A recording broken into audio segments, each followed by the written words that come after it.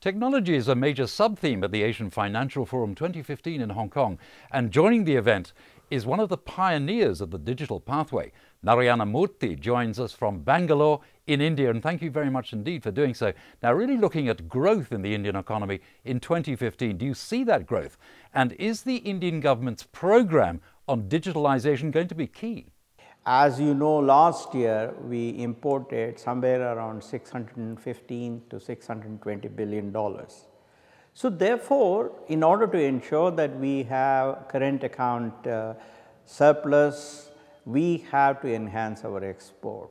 And I believe the current government is doing whatever is necessary to ensure that the manufacturing picks up and that export picks up. So therefore, I am quite confident, I am quite hopeful that the current year we will end up with somewhere around 5.5 to 5.7% GDP growth, and hopefully we should be able to reach 7 to 8% in the next couple of years.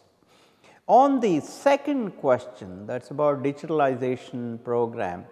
Well, I think that is aimed a lot more towards making the government services more accessible, more responsive to the citizens.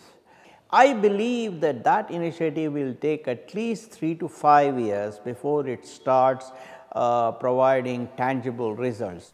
Now, you were a pioneer in the age of digital pathways, but do you think that model really needs to change in view of the fact that there's less outsourcing, more onshoring in an age of uncertainty? Well, you know, because there is uncertainty, because the economies in the West are not growing as fast as they would like, this is the time for corporations to become more and more competitive and take market share from their competitors. And that is where I think design of information systems becomes very important, and that is our business. So therefore, even though the economies in the West have slowed down, the opportunity for Indian software companies will not slow down, simply because our business is to make these companies more and more competitive. So looking at future growth, do you see greater collaboration with the Chinese government, with Chinese companies? You know, there is absolutely no doubt at all that China has done a stellar job of growing its economy. So therefore, in the area of manufacturing, I do not think India can indeed be a partner to China. China has left us behind long time ago. However, there is an area where India and China can collaborate very successfully, and that is we can bring the power of software to the table and China can bring the power of hardware, and together we should be able to provide solutions to the global market at very attractive prices.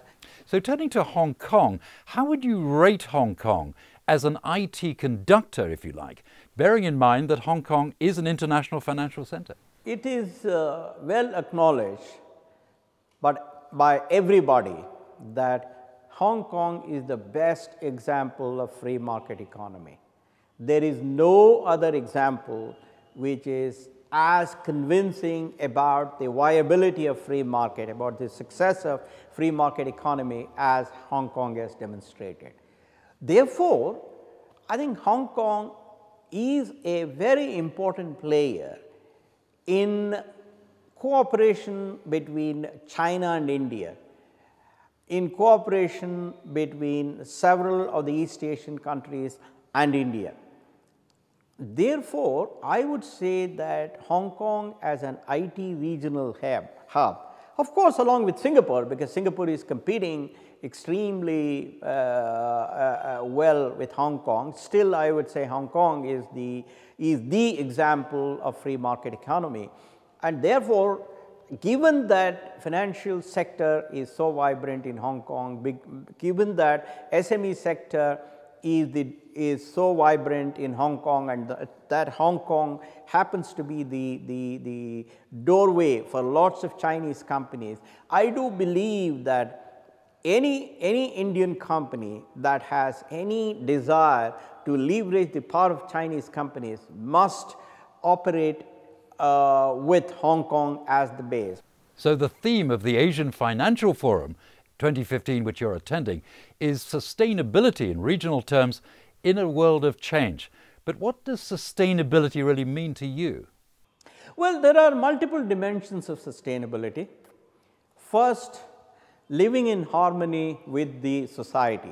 Earning respect from the society is the most important thing that we all have to do, because society contributes customers, society contributes employees, society contributes investors, society contributes bureaucrats, and society contributes politicians. Therefore, if we earn respect from the society, we will automatically grow our revenues, we will become more profitable.